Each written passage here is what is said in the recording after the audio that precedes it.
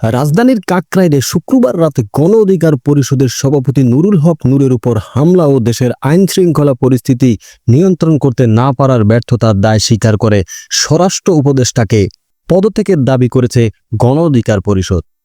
শনিবার Dhaka medical college হাসপাতালে ভর্তি ডাকসুর সাবেক বিপিও গণ অধিকার পরিষদের সভাপতি নুরুল হক নূরকে দেখতে এসে এই কথা বলেন দলটির সাধারণ সম্পাদক রাশেদ খান।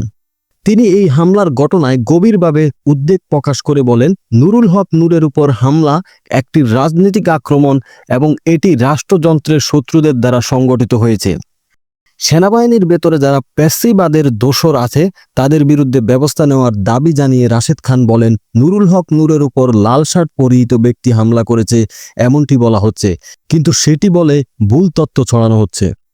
তিনি বলেন, ওই ব্যক্তি ছাত্র অধিকার পরিষদের কেন্দ্রীয় নেতা সম্রাটের উপর হামলা করেছে, আর নূরের উপর হামলা করেছে সেনাবাহিনী ও পুলিশ। সেনাবাহিনী নূরের বুকে খোঁচা দিয়েছে। এটি কোন ধরনের বর্বরতা? নূরের অবস্থা আশঙ্কামুক্ত না, তাকে দেশের বাইরে নেওয়া লাগতে পারে। রাশেদ খান বলেন, আমাদের হত্যার উদ্দেশ্যে পরিকল্পিতভাবে হামলা করা হয়েছে। সেনাবাহিনী কাদের নির্দেশে মাঠে নেমে আমাদের রক্তাক্ত করল, সেনাপ্রধানকে তদন্ত সাপেক্ষে তাদের বিরুদ্ধে উপযুক্ত ব্যবস্থা নিতে হবে। তিনি বলেন, ডিজিএফআই আওয়ামী লীগের আমলে যা করেছে ডক্টর ইউনূসের আমলেও একই স্টাইলে কাজ করতে চায়।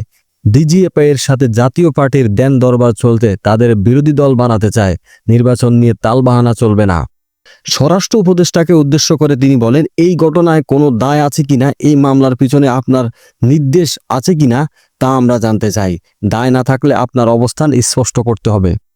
তিনি আরও বলেন, আপনি চুপ থাকলে আমরা ধরে নেব এই ঘটনার সাথে আপনিও জড়িত।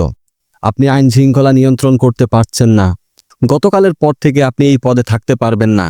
আমরা আপনার পদত্যাগ দাবি করছি। লজ্জা থাকলে ক্ষমা চেয়ে পদত্যাগ করবেন।